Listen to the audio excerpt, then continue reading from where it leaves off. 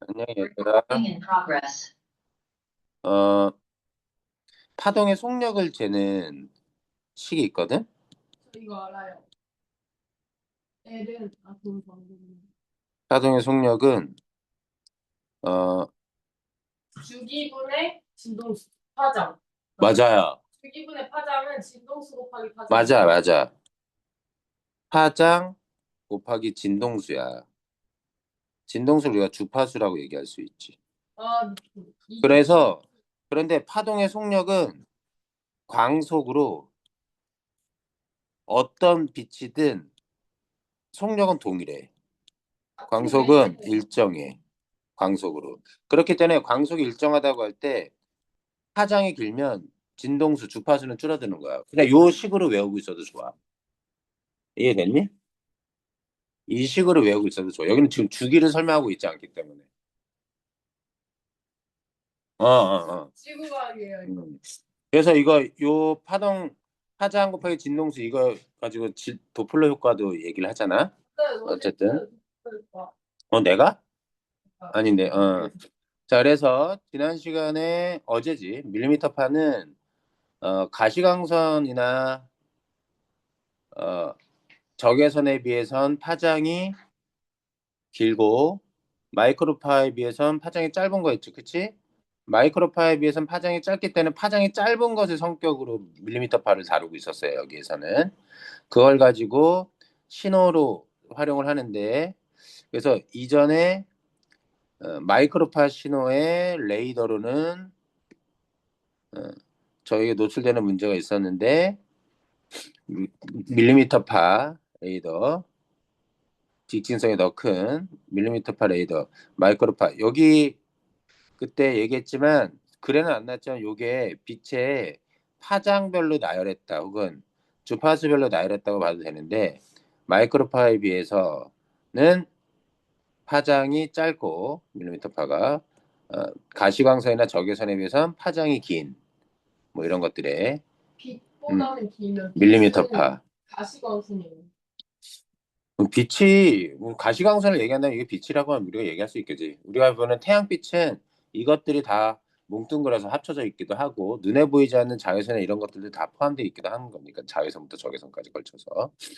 자, 그다음 이어서 가죠. 그래서 밀리미터 파는 직진성이 좋지만 그 에너지 감소율이 크기 때문에 신호의 세기가 어, 비가 오거나 안개가 낀 날엔 신호의 세기가 크게 많이 줄어들어서 한 번에 멀리까지 보내는 데는 한계가 있다. 뭐 이런 얘기가 있었습니다. 그런데 대신 가용 대역폭이 넓어서 대용량의 대, 대용량 데이터를 고속으로 전송하는 데 유리하다. 그래서 대역폭이 넓을수록 자, 수기가 헤르츠 대역폭 주파수죠. 주파수가 크고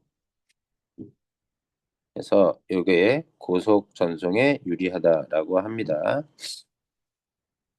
대기 광세가 안개라고 안개 낀 곳에 이렇게 가면은 빛 파장이 약해지는. 흡수돼 가지고 산소나 이런 거에 흡수돼서 세기가 약해져서 신호의 크기가 크게 줄어든다. 그래서 목적지까지 도달하는데 먼 거리를 가기는 어렵다. 자, 그래서 자, 밀리미터 파는 대역별로 다양하게 활용되고 있다. 먼저 60GHz 대역은 넓은 가용 대용폭을 활용해 근거리에서 대용량의 데이터를 고속 전송하는 데 사용되고 있다. 이 대역을 이용해 데이터를 전송하면 전송 속도가 초당 1GB, 3GB까지 미쳤어. 1GB가 1억 번, 10억 번 진동. 10억 번 진동하는 건데, 그러니까 우리 그거 생각하면 돼. 영화가 고품질의 영화가 한 3기가, 4기가 그 정도 되는데 그것을 1초 만에 다운받을 수 있거나 전송할 수 있다는 얘기야, 거의. 이게.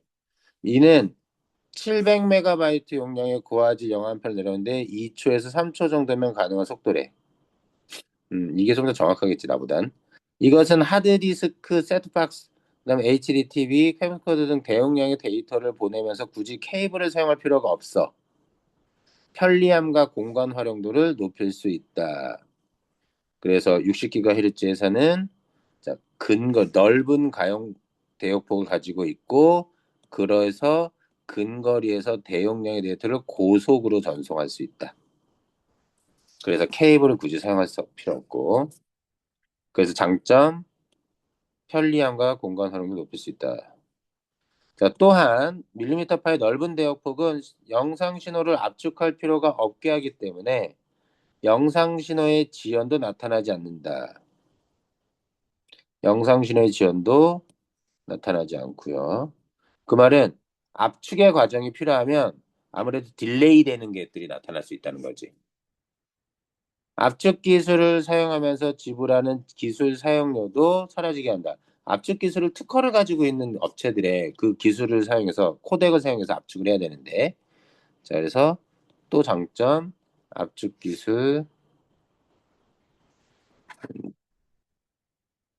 이런 돈도 내지 않는다. 자 압축할 필요가 없다.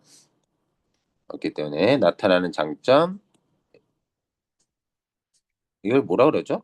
이렇게 사용료를 지불하는 거 프리미엄이라고 해야 되나? 어, 이런 것들을 사용료를 할 필요가 없어. 자, 77GHz 대역입니다. 이번엔 자 걔네들은 차량 충돌 방지 레이더로 쓰이고 있다. 60GHz는 데이터 전송하는 데 쓰였고요. 얘는 차량 충돌 방지 레이더. 자, 차량 충돌 방지 레이더는 밀리미터파 신호를 이용해 200m 이내 전방 차량과 옆으로 다가오는 차량, 갖가지 장애물을 감지하여 사전에 충돌을 경고하거나 차량의 속도를 조절해주는 장치. 야, 낮은 주파수를 자동차 레이더에 이용하면 전파 간섭과 넓은 파장으로 앞차 위치를 정확하게 판단이 어려운 반면, 자, 낮은 주파수와 밀리미터파의 차이점 시험 문제 나옵니다. 주파수가 낮으면 파장이 넓어지고 전파 간섭도 심해진다. 파장도 넓어지고 밀리미터 파는 직진성이 좋다고 그래서 정확성이 매우 높다. 반대겠지? 이 정확성이 높다라는 건 파장이 넓지 않고 전파 간섭도 많이 줄어든다 정도로 생각합시다. 특히 앞에 가고 있는 차량이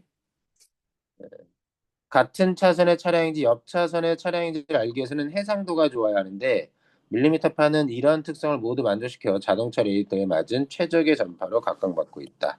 요즘 우리 전기 자동차에 오토파일럿, 뭐 테슬라의 전기 자동차 같은 경우, 뭐 각 전기 자동차 생산 업체마다 자기 나름대로 이름 붙이는 것들이 있는데 거기에서 이런 어, 자동차 레이더를 밀리미터파를 사용해서 77kHz 대역대에 신호를 사용해서 감지하면서 진행한다. 자, 해상도도 좋다. 자, 94GHz 대역. 이걸 외울 건 아니야. 본문 보기 박스 줄 거거든. 그 보기 박스 아니 보기 박스래 제시문 주거나 하면 찾아서 읽어낼 수 있으면 돼. 이미지 스캐닝 시스템에 활용되어 가시광선이 투과할 수 없는 숨겨진 물체에 대한 선명한 영상을 얻는 데 쓰이고 있다. 자, 이미지 스캐닝 시스템에서 숨겨진 물체에 대한 선명한 영상을 얻는 것. 주파수가 높으면 투과나 반사의 성질이 커지고 적외선에 가까워질수록 더 높은 해상도를 얻을 수 있다. 높은 주파수의 특정 이라고 하는데 자, 주파수가 높다. 반사나 투과의 성질이 커진다. 그다음 예, 반사는 튕겨 나오는 거죠.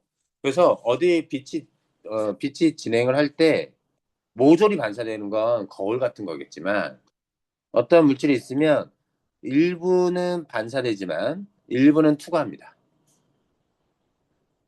이해되니? 그게 높은 주파수. 음, 음. 낮은 주파수는 파동이 약한 거니까 작용하니까 수가나 반사가 무서워요. 그렇다고 내가 봐야지. 그래서 주파수가 높으면 파장이 짧고 파장이 짧을수록 에너지가 커서 이런 성질이 더 커진다고 볼 여지도 있죠. 그리고 그 중에서도 적외선에 가까운 질수록 더 높은 해상도를. 자, 이거 어떻게 표현하지? 적외선에 가까울수록 더 좋은 해상도를 가진다. 자, 생각해보면 우리 60, 지금 몇이지? 77, 90 이렇게 나오는데 헤르츠가 지금 보면 이쪽으로 갈수록 주파수가 작아지잖아. 그럼 여기서 보면 60, 여기가 90, 77, 60 이렇게 위치하게 된 거겠죠. 마이크로파, 밀리미터파가. 그래서 90Hz일수록 적외선에 가까워지는 거지. 여기서 굳이 얘기하자면 이렇게 얘기해 볼게. 음, 지금 세 가지를 제시하는데 우리가 적외선, 뭐 밀리미터파, 마이크로파 때 밀리미터파에 자 이쪽으로 갈수록 파장은 길어지고 주파수는 낮아지고 그러면 60Hz가 여기겠고 60GHz가 77기가 90기가 그래서 90GHz가 적외선에 더 가까운 거지. 그래서 해상도가 높다는 거야. 이해돼? 무슨 얘기인지? 네. 병원에서 이용하는 X선의 파장은 10mm로 더 높은 해상도를 줄 수 있지만 방사선의 일종이라는 점에서 인체에 해로울 가능성이 있다. 자, X선은 저기 멀리 가서 자, 자외선을 지나 X선이 나오거든요. 요 X선은 몇, 몇 밀리미터래요? 10 나누기 10, 10, X선의 파장은 10mm. 10mm요? 음, 10 나누기 파장이. 밀리미터라고 하는데? 파장이 10mm. 뭐야? 왜? 10 나누기가 돼 있어요. 어디? 교과서에?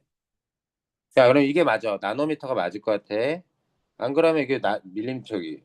여기에서 나노미터로 갑시다. 안 그러면 밀리미터의 정의에서 벗어나잖아. 밀리미터 파에서. 10 나노미터. 이거 교과서 다른데 왜 이렇지? 자, 밀리미터 파의 정의가 뭐였냐면요. 파장이 길이가 1에서 10mm에 불과하고 나옵니다. 그죠? 이거보다 훨씬 작아야 되겠죠? X선이 10mm면 10mm면 말이 안 되지. 그래서 10 나노미터를 알아두고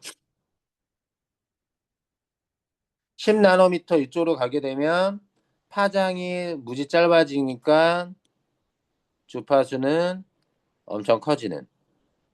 이해됐지? 파장은 짧아진. 파장이 짧아서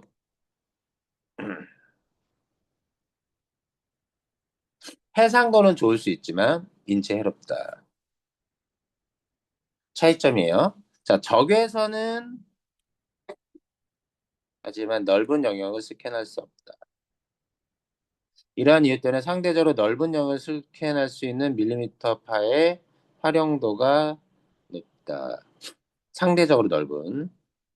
그래서 X선 파장은 인체에 해롭기 때문에 해상도는 좋을 수 있어도 해상도가 가장 좋은 건 해상도가 가장 좋은 건 X선. 그다음 좋은 건 적외선 적외선. 그다음 좋은 게 90GHz 대역의 밀리미터 파. 요 정도입니다. 근데 X선은 인체에 해로워서 문제야. 적외선은 넓은 영역 스캔이 어려워. 네, 넓은 영역을 좋은 괜찮은 해상도로 할 수 있는 게 밀리미터 파.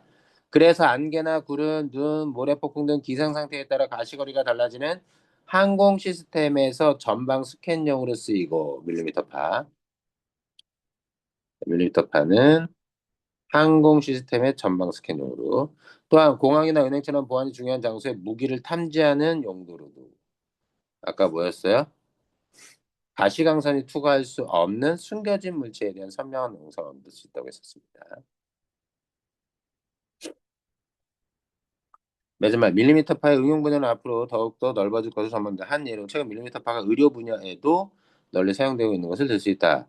검사 대상 물질을 정확하게 식별하는 데 사용되고 있기도 하고 암 치료를 할 수 있는 탐침에도 사용되고 있다. 그래서 거기만 아니라 의료 분야에도. 탐침은 어, 탐지하는. 음, 침은 침도 그 우리가 지뢰 탐지할 때 탐지를 할 때 탐침을 써. 바늘. 탐침도 탐지한다라는 뜻으로 쓰인 거야. 밀리미터 파는 초미세 공정 기술의 발달에 따라 미래의 기술을 점점 승복해서 나노 세계를 통제하는 기술이 속속 개발되고 있는 중인데 이것은 밀리미터 파의 시대가 오고 있음을 말해주기는 것이기도 하다. 자 봅시다. 자 밀리미터 파의 특징 본문에 있지만 자 주파수가 높다면 반대로 파장은 짧아요. 그래서 직진성이 강합니다. 반사도도 되네. 네, 투과와 반사의 성질이 커집니다. 뭐 그런 정도고. 그런데 그거는 대역별로 그 특징을 됐어. 그거 보고 파장이 짧아질수록 직진성은 커진다. 요 비례관계 알아두시고요. 기술적으로 어떻게 응용되느냐? 파장이 짧으니까 얘네를 크기를 작게 만들 수 있다. 직진성이 강해서 마이크로보다 레이저를 그래서 감지 사용 레이저로 쓰인 맞아요. 주파수가 높아서 높은 해상도의 영상 이런 거 다 본문에 있습니다. 전파는 여기 볼게요. 장단점은 비교하는 건데 주파수가 낮을수록 장애물의 영향을 덜 받아 멀리 갈 수 있다. 자, 주파수가 낮을수록 더 멀리 갈 수 있다. 이에 따라 주파수가 낮으면 기지국을 적게 세워도 지하도나 승강기, 지하주차장 등에서 끊어지는 일도 줄어든다. 자, 장애물의 영향을 덜 받기 때문에. 그럼에도 최근 밀리미터 파에 대한 관심이 높아지고 있다. 이유는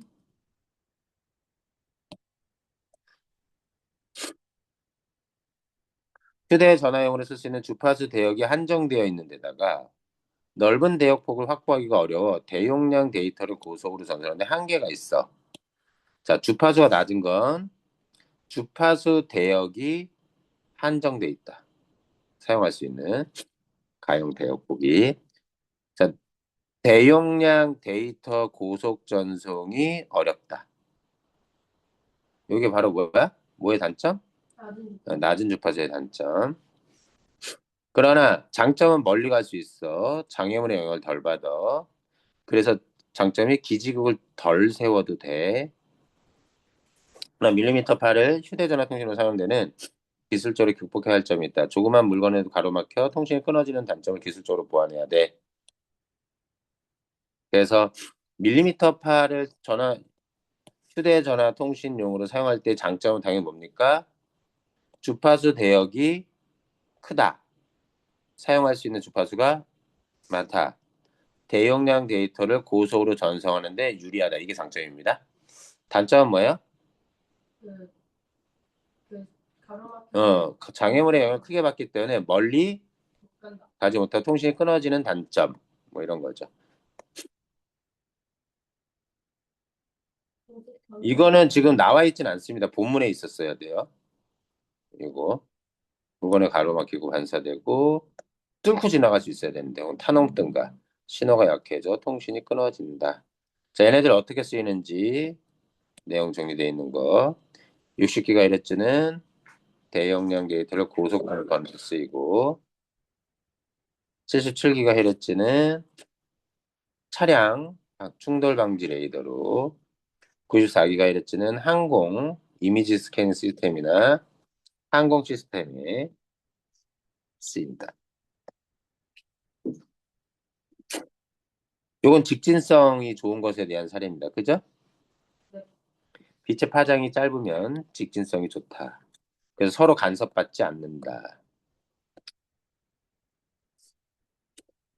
여기 지금 20GHz 대역의 레이더는 마이크로파 신호를 사용했기 때문에 빔폭이 넓어서 적에게 노출됐다. 하지만 밀리미터 파의 경우는 그렇지 않기 때문에 폭이 좁아서 직진성이 좋아. 그래서 적에게 노출되는 게 덜하다. 자, 여기 자율주행 자동차의 감지기술 밀리미터파가 쓰이는 거는 하래 나옵니다. 자, 자율주행차의 눈 감지기술 시장조사 전문기관 땡땡땡은 2020에서 35년 자율주행차의 판매가 연평균 85%가 가까이 증가할 것으로 전망했다. 아울러 35년에 자율주행차의 시장 규모를 연간 9,540만 대로 전망하고 있다. 예상대로라면 황금알을 낳는 거인 셈. 이 때문에 자동차 업체는 물론 정보통신 기술 기업까지 자율주행차 개발에 뛰어든 상태다. 자율주행차는 말 그대로 도로 시설과 교통 상황을 파악하여 스스로 달리는 자동차. 진정한 의미의 자동, 스스로 자자, 동, 움직인다, 동. 한자 그겁니다. 우리 몸의 구하, 어? 차도 한자예요. 술의 차자. 우리 몸의 구할이 눈이라는 말이 있는 것처럼 자율주행차의 눈인 감지 기술 또한 자율주행차 기술의 핵심이다. 이러한 자율주행차의 감지가 가장 많이 사용되고 있는 것이 밀리미터파 레이더 시스템. 자동차용 레이더 기술은 갈수록 더 높은 주파수와 넓은 대역폭을 아까는 77GHz의 대역폭을 썼지만 이거보다 더 높은 주파수 어디 쪽에 가까운? 적외선 쪽에 가까워지는 그지? 네. 왜? 주파수가 높을수록 파장은 짧아지고 그럴수록 직진성이 좋고 투과나 반사의 성질이 커지고 해상도가 좋아진다. 더 명확하게 감지하고 구별할 수 있기 때문에. 자, 주파수가 높으면 투과나 반사의 성질이 커진다. 해상도가 좋아진다.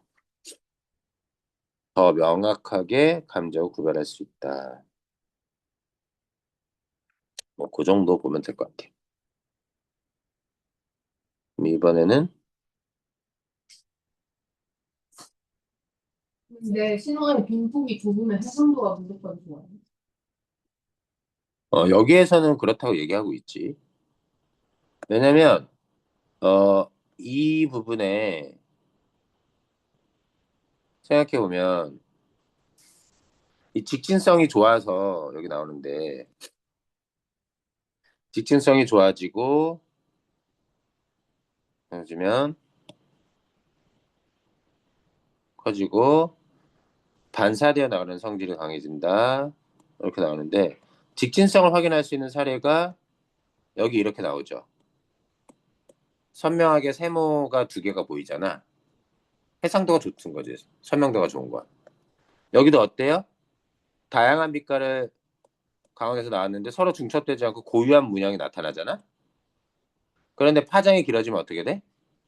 신호의 범위 폭이 넓어지면서 바닥에 형성되는 모양은 서로 중첩되어 고유의 형성을 잃어버려. 그럼 해상도가 떨어지는 거지.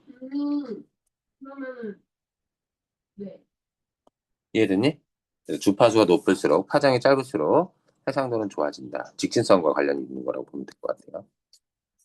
어쨌든 우리가 과학자가 아니기 때문에 전문가가 아니기 때문에 글에 나와 있는 정보를 일단은 있는 그대로 받아들이고 보는 게 맞겠다. 자, 시애틀. 이거 CF 추장 제가 표시한 데가 범위가 아니었어요, 어제. 맞아요. 그렇다는 건데. 범위가 어제 사진을 찍었는데 흐려가지고 일단 여기가 범위인 것 같고 여기서부터 시작해서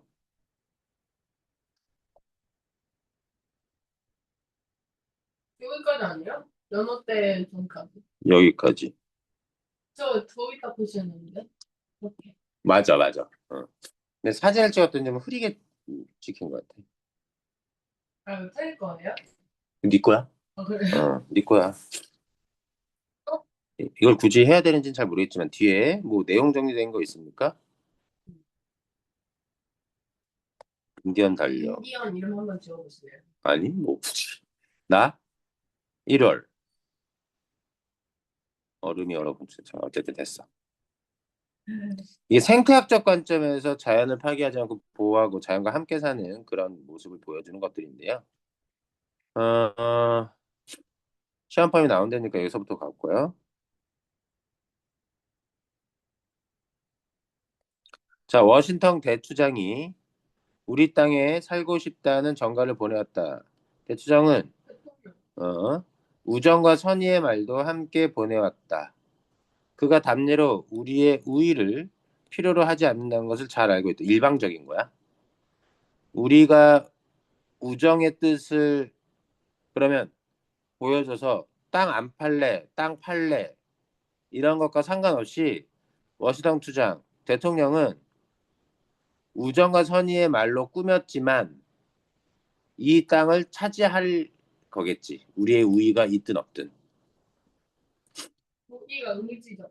자는 우위는 여기서는 우정. 여기서 우위는 우정이에요.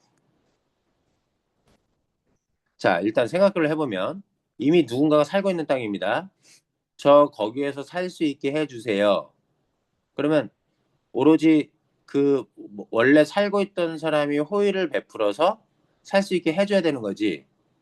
하지만 형식적으로는 살 수 있게 해주세요. 부탁합니다라고 얘기했을지 몰라도 너희들이 승낙하든 안 하든 우린 무조건 거기서 살 거야. 라는 걸 알고 있다는 거예요. 지금 인디언 주장은. 자, 여기 우리의 우위를 필요로 하지 않는다는 것을 잘 알고 있다. 그 말은 뭐냐? 우리의 뜻과 상관없이 이 땅을 차지할 것임을 알고 있는데, 그래서 무리하게 얘기할 수도 있는데, 그래도 이러한 전갈, 우정과 선의의 말을 해준 거 고맙다. 이런 겁니다. 그래도 격식을 지켜서. 친절한 일이다. 그러니까 이렇게 얘기하는 거야. 반어적이라고. 진짜 고마워서 얘기하는 말은 아니지. 하지만 우리는 그대들의 제안을 진지하게 고려해 볼 것이다. 완곡한 저항이라고 할 때 완곡한은 돌려 말하기.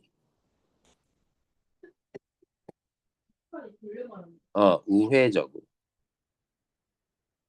직접 표현하지 않고. 직접적으로. 우리가 땅을 팔지 않으면 백인은 총을 들고 와서 우리 땅을 빼앗을 것임을 우리는 알고 있다. 이거야. 근데 있잖아 그러면은 그 직접적으로 거절하는 건 무슨 상황이에요? 직접적인. 그냥 직접적. 직설적. 직접적 표현이라고 얘기해 보통. 자, 그래서 지금 이미 알고 있지만 우리는 죽임을 당하고 땅을 빼앗길 거라는 거 알고 있지만 그럼에도 불구하고 우리는 받아들일 수밖에 없다고 생각하지만 그래도 이렇게 생각한다는 거야. 진지하게 고민해 볼 거야. 너희들이 땅 달라는 거 받아들일 수 없어. 그대들은 어떻게 저 하늘에 나 땅 용기를 사고 팔 수 있는가? 여기 사고 싶다고 얘기했으니까. 우리로서는 이상한 생각이다. 공기의 신선한 반짝이는 물은 우리가 소유하고 있지 않은데 어떻게 그것을 팔 수 있다는 말인가? 우리에게 이 땅의 모든 부분은 거룩하다.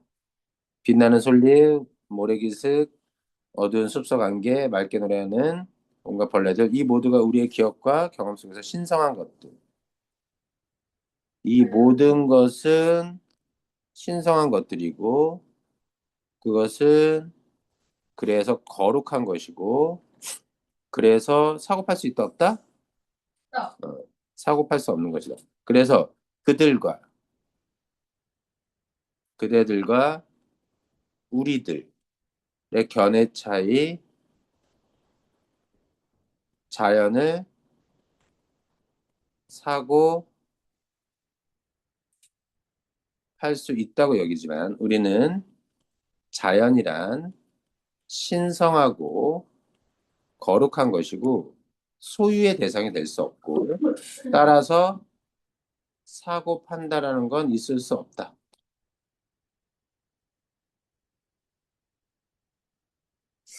웃기죠? 지금 트럼프 대통령이 지금 마가 세력, 극우 세력을 등에 업고 뭐 하고 있어요? 이민자들 다 내쫓고 있습니다. 왜요? 백인들만의 세계로 음, 저기 하려는 게 그쪽 미국 극우들의 생각들이지. 그거예요? 다시 그럼 흑인 차별 마인드를 그런 부분들이 있지. 쓰레기네. 어. 그런데 트럼프 대통령 자체도 미국 고유의 혈통도 아니고 미국인들 스스로도 백인들도 뭐야? 원래 원주민이 살고 있던 곳을 강제로 빼앗고 지들이 자리를 차지해서 이민 와서 지들이 차지한 역사인데 시작이. 자, 나무 속에 흐르는 수액은 우리 홍인의 기억을 실어나른다. 붉은 피부를 가진 사람, 백인. 자, 홍인과 백인 대비하고 있습니다. 백인은 죽어서 별빛을 거닐 적에 그들이 태어난 것을 망각하지만, 네, 우리가 죽어서도 이 아름다운 땅을 결코 잊지 못하는 것은 이것이 바로 우리 홍인의 어머니이기 때문이다. 이때 이것이 가리키는 건 뭐예요? 이 땅입니다. 그치? 자연을 자신들의 어머니로 여기고 있어요. 모성적 존재로. 우리는 땅의 한 부분이고 땅은 우리의 한 부분이다.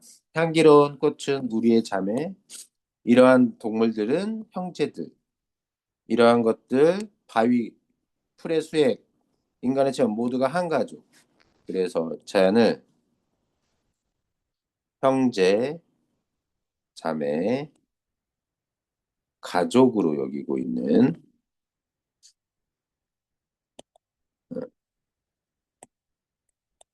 홍인들은 자연을 이렇게 여기고 있죠. 워싱턴 대추장이 우리 땅을 살고 싶다는 정거를 보내온 것은 곧 우리의 모든 것을 달라는 것과 같다. 대추장은 우리만 따로 편히 살 수 있도록 한 장소를 마련해 주겠다고 한다. 그는 우리의 아버지가 되고 우리는 그의 자식이 되는 것이다. 그러니 우리 땅을 사겠다고 나는 그대들의 제안을 잘 고려해 보겠지만 아까도 고려해 본다고 나왔지만 거절하는 거겠지. 우리에게서 이 땅은 거룩한 것이기 때문에 그것은 쉬운 일이 아니다. 자, 이들의 제안은 뭐예요?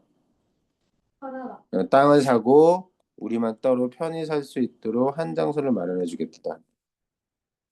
이때 그는 우리 아버지가 된다 할 때 그가 누구예요? 워싱턴 대추장 대통령 얘기하는 겁니다. 개울과 강을 흐르는 이 반짝이는 물은 그저 물이 아니라 우리 조상들의 피. 우리가 이 땅을 팔 경우 이 땅이 거룩한 것이라는 걸 기억해 달라. 거룩할 뿐만 아니라 호수의 맑은 물속에 비친 신령스러운 모습들 하나하나가 우리네 삶의 일들과 기억들을 이야기해주고 있음을 아이들에게 가르쳐야 한다. 자, 물결의 속삭임. 우리 아버지가 내는 목소리다. 강은 우리의 형제고 우리의 갈증을 풀어준다. 카누를 날라주고 자식을 나는 불러준다. 그래서 지금 어,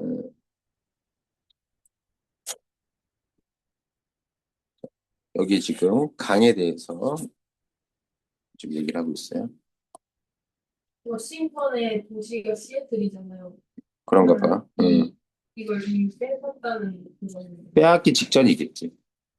빼앗기기 직전. 대학교도 도시 이름이 시애틀이잖아요. 이 추장 이름이 시애틀. 그건 나중에 얘기고. 응. 자, 뒷페이지로 넘어갑시다. 자연에 대한 묘사가 아주 아름다워요. 자, 아침 햇살 산안개가 달아났듯 앞에서 홍인은 백인 앞에서 언제나 뒤로 물러났죠. 여기서 산안개는 홍인, 아침 햇살은 백인으로 비유했습니다. 우리 조상의 유골은 신성한 것이 그들의 무덤은 거룩한 땅이다. 그러니 이 언덕, 이 나무, 이 땅덩어리는 우리에게 신성해. 왜? 이 땅에 조상들의 시신들이 유골들이 묻혀 있기 때문이지. 백인은 우리의 방식을 이해하지 못하는 걸 우리는 알고 있다. 백인에게는 땅의 한 부분이 다른 부분과 똑같다. 그는 한밤중에 와서 필요한 것을 빼앗아가는 이방인이기 때문이다. 그러니까 백인에게 있어서 땅은 그냥 물질적인 어떤 것, 소유의 대상이 될지 모르겠지만 땅은 그에게 형제가 아니라 적이며 그것을 다 정복했을 때 그는 또 다른 곳으로 나아간다. 정복의 대상. 백인은 거리낌 없이 아버지의 무덤을 내팽개치는가 하면 아이들에게서 땅을 빼앗고도 개의치 않는다. 아버지의 무덤과 아이들의 타고난 권리는 잊혀지고 만다. 백인은 어머니인 돼지와 형제인 저 하늘을 마치 양이나 목걸이처럼 사고 약탈하고 팔 수 있는 것으로 대한다. 백인의 식욕은 땅을 삼켜버리고 오직 땅을 삼키고 사망을 남겨놓는다. 자연을 파괴할 것이다. 식욕이 땅을 정복하려는 있죠. 식욕은 욕망이죠. 이용한 거예요. 네, 맞습니다. 백인이 가진 소유의 욕망. 자연을 정복해서 자연과 하나가 돼서 부분으로 살아가는 게 아니라 지배하고 정복하고 사고 빼앗는 대상으로 여기는 부분. 상징으로 보지. 비유적이라는 표현이라고 보죠. 적이라고 했어요. 이들에겐 무덤을 내팽개치고요. 아이들에게서 땅을 빼앗습니다.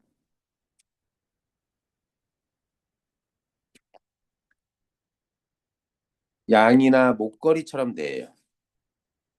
땅을. 얘들은. 자, 우리들의 방식은 그대들과 다르다. 그대들의 도시의 모습은 홍인의 눈에 고통을 준다. 백인의 도시는 조용한 곳이 없다. 본 잎새 날리는 소리, 벌레들의 날개 부수는 소리를 들을 곳이 없다. 자, 그래서 도시 문명의 비판적인 모습입니다.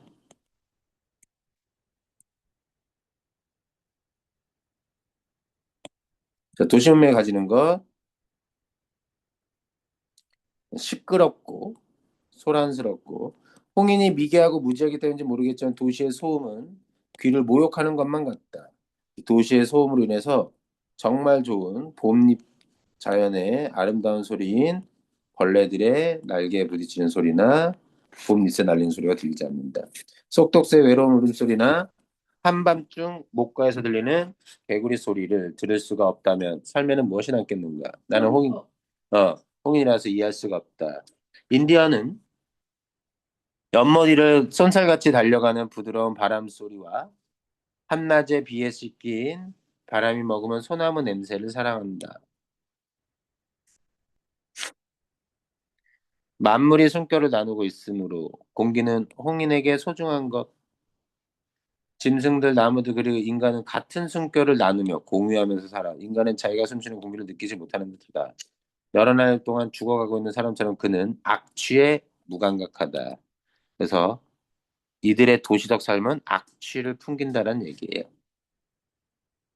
앞치가 뭐에 빗댄 거예요? 그냥 앞치를 이 나눠. 도시적인 문명에서 이런 자연의 아름다운 것들을 잊고 소음 속에서 살고 있는, 그래서 그 아름다운 소리를 잊고 살아가는.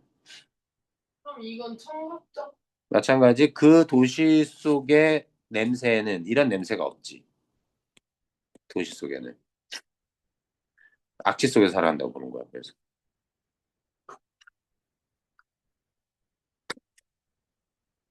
만약 우리가 그대들에게 땅을 팔게 되더라도 우리에게 공기가 소중하고 또한 공기는 그것이 지탱해주는 온갖 생명과 연기를 나누어 갖는다는 것 사실을 그대들은 기억해야만 한다. 공기는 단순히 공기가 아닌 거야. 땅을 너희들한테 팔아도 자연. 공기는 음, 자연. 공기는 온갖 생명과 영험한 기운을 나누어 갖는다. 우리 할아버지에게 첫 숨결을 베풀어준 바람은 그의 마지막 한숨도 받아준다. 대단히 문학적이지 않아? 바람은 또한 우리 아이들에게 생명의 기운을 준다. 우리가 우리 땅을 팔게 되더라도 그것을 잘 간수해서 백인들도 들꽃들로 향거리는 바람을 맛볼 수 있는 신성한 곳으로 만들어야 한다. 너희들도 만약에 이 땅을 차지하게 되면 너희들에게도 그렇게 해야만 한다라는 거예요. 너희들도. 우리는 우리 땅을 사겠다는 그대들의 제의를 고려해 보겠다. 계속 고려해 봅니다. 승낙하지 않아요. 그러나 제외를 받아들일 경우 한 가지 조건이 있다. 이 땅의 짐승들을 형제처럼 대해야 한다는 것. 나는 미개인이니 달리 생각할 길이 없다. 나는 초원에서 썩어가고 있는 수많은 물소를 본 일이 있는데 모두 달리는 기차에서 백인들이 총으로 쏘고는 그대로 내버려도 버린 것들. 연기를 뿜어대는 철마, 기차가 우리가 오직 생존을 위해서 죽이는 물소보다 어찌 더 소중한지를 모르는 것도 우리가 미개인 때문인지도 모른다. 짐승들이 없는 세상에서 인간이란 무엇인가? 모든 짐승이 사라지면 인간은 영혼의 외로움으로 죽게 될 것이다. 자, 이런 것들이죠. 짐승들에게 일어난 일은 인간들에게도 일어난다. 만물은 서로 맺어져 있다. 그러니 이 땅의 짐승들을 형제처럼 대해야 한다. 라고 주장하는 거예요. 그대들은 아이들에게 그들이 딛고 선 땅이 우리 조상의 뼈라는 것을 가르쳐야 한다. 그래서 신성한 거야. 땅이. 그들이 땅을 존경할 수 있도록 그 땅이 우리 종족의 삶들로 충만해 있다고 말해주라. 우리가 우리 아이들에게 가르친 것을 그대들의 아이들에게도 가르치라. 자, 그래서 이걸 가르쳐야 된다는 거예요. 너희들의 자식들에게 이 땅이 얼마나 신령한 것인지 우리 조상의 뼈라는 것을. 땅은 우리의 어머니라고 또 가르치라는 거야. 땅에 닥친 일은 그 땅의 아들들에게도 닥칠 것이니 그들이 땅에다 침을 뱉으면 그것은 곧 자신에게 침을 뱉는 것과 같다. 땅은 인간에게 속하는 것이 아니라 인간이 땅에 속하는 것임을 우리는 알고 있다. 그런데 걔네들은 어떻게 생각하고 있어? 땅이 인간에 속하는 거라고 생각해서 사고 파는 거지. 함부로 돼야 돼. 만물은 마치 한 가족을 맺어주는 피와도 같이 맺어져 있음을 우리는 알고 있다. 만물은 서로 맺어져 있다는 얘기. 인간은 생명의 그물을 짜는 것이 아니라 다만 그물의 한 가닥에 불과하다. 자, 이렇게 생각하면 안 된다는 거야, 건방지게. 그가 그 그물에 무슨 짓을 하든 그것은 곧 자신에게 하는 것이다. 아따, 길다. 그러나, 어? 이때 그물은 생명, 자연을 얘기를 하는 거겠죠.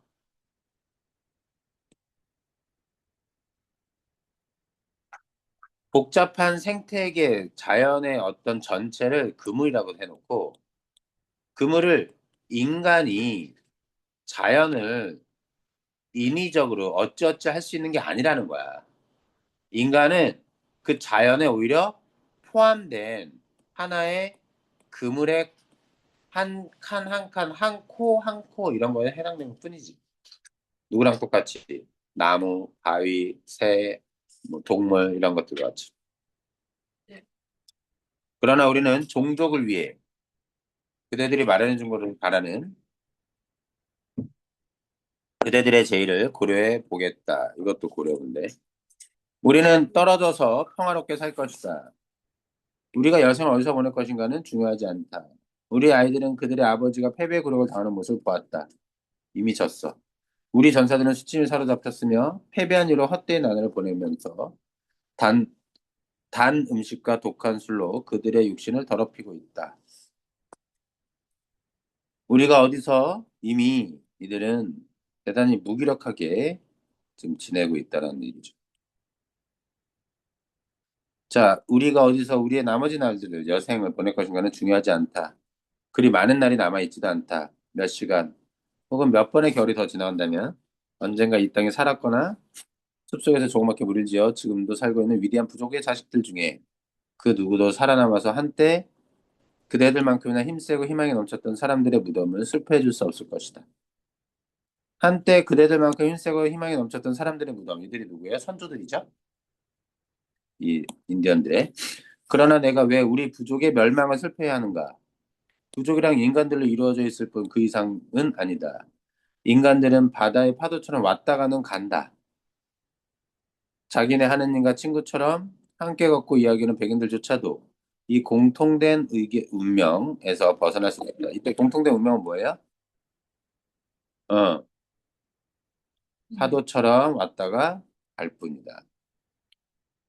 유한한 삶을 살고 죽을 뿐이라는 거죠. 결국 우리는 한 형제임을 알게 되리라. 나는 뭐래? 그래서 우리 부족의 멸망을 슬퍼할 이유 없다. 왜? 어차피 죽게 되는 거다. 근데 너희들도 죽게 될 거란 걸 잊지 마. 백인들 또한 그러면서 결국 죽게 될 수밖에 없다는 것 때문에 종교가 다르고 피부색이 달라도 우리도 같은 형제일 뿐이다. 우리가 알고 있는 한 가지는 우리 모두의 하나님은 하나라는 것. 그대들이 땅을 소유하고 싶어 하듯 하나님을 소유하고 있다고 생각할지 모르지만 그것은 불가능한 일이다. 하나님은 인간의 하나님이며 모든 사람의 하나님이고 그 자비로운 홍인이나 백인의 꽃 같은 것. 그러한 하나님은 하나. 너희들의 하나님이나 우리들의 하나님이나 같다. 이 땅은 하나님에게 소중한 것이므로 땅을 해치는 것은 창조에 대한 모욕이다. 백인들도 마찬가지로 사라져갈 것이다. 결국. 어쩌면 다른 종족보다 더 빨리 사라질지 모른다.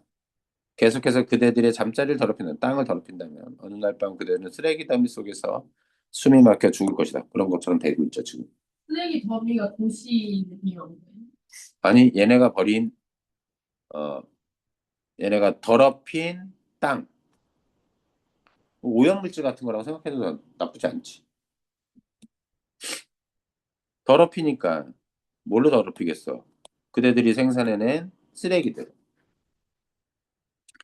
그러나 그대들이 멸망할 때 그대들을 이 땅에 보내주고 어떤 특별한 목적으로 그대들에게 이 땅과 호인의 집에 권한을 허락하는 하나님에 의해 불태워져 환하게 빛날 것이다.